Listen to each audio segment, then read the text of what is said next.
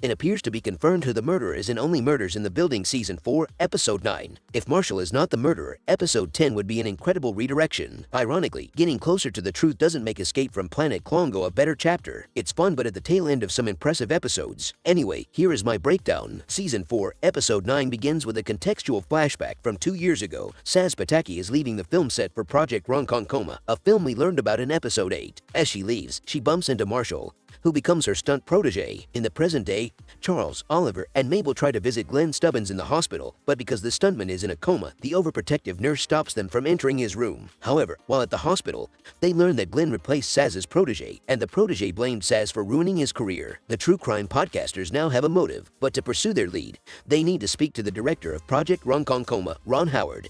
How does one find Ron Howard? Of course, the question becomes, how do they get close to Ron Howard? Well, Oliver's ego, as usual, gets in the way as he claims that he has a close personal friendship with Ron. Mabel, being Mabel, takes the practical route of finding Ron Howard and speaks to Bev Mellon, who has industry connections. She discovers the location of a film set that Ron is working on, and the podcasters pretend to be background actors to get inside. Charles and Oliver reevaluate their friendship. Considering Charles and Oliver are closer to the truth about Sazz Pataki's murder, they spend most of the time at the film set arguing. Oliver wants a bachelor party before his marriage to Loretta, but Charles is dismayed that his friend undervalues his plans for the party. Charles is pretty harsh to Oliver, to be honest. He tells him that no one will show up to his boozy bachelor party because he's insufferable. Their argument leads to the pair getting kicked off the set. But there's a reason for Charles' outburst. Since his friend Oliver has become serious with Loretta, he has felt like a third wheel. He never wanted a bachelor party. He wanted to celebrate their friendship. Understanding his friend's emotions, Oliver asks Charles to be his best man at the wedding, and they decide to go for lunch, which turns into a mini bachelor party. Ron Howard's story. It's story time in Only Murders in the Building Season 4, Episode 9. And just like the last episode,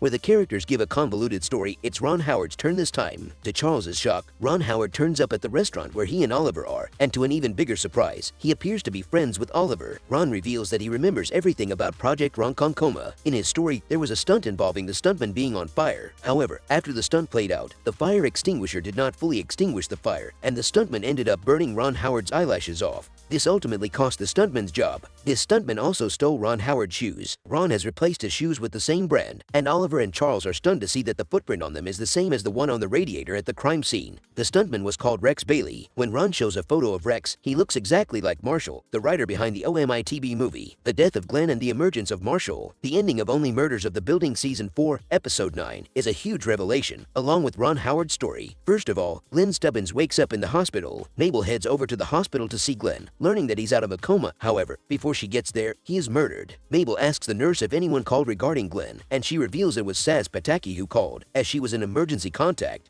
But she sounded like a man. A defeated Mabel returns to her apartment, saddened that there's been another murder. However, she's surprised to see Marshall outside her door. He wants inspiration for her character for his script, but Mabel is not in the mood. However, Mabel entertains Marshall anyway and offers him a beer from the crate they would offer Glen at the hospital. I can only assume this crate was originally from Charles' apartment, as that would make sense based on how all this ends. When Mabel reaches inside the crate, she finds a script for Only Murders in the Building, the movie. However, to her surprise, it's written by Sazz Pataki, not Marshall. Why would it be written by Sazz Pataki? Episode 9 of Season 4 heavily suggests that Marshall is the murderer of Sazz Pataki. Not only did he murder her due to his career downfall, but he also took her ideas to get a movie commissioned.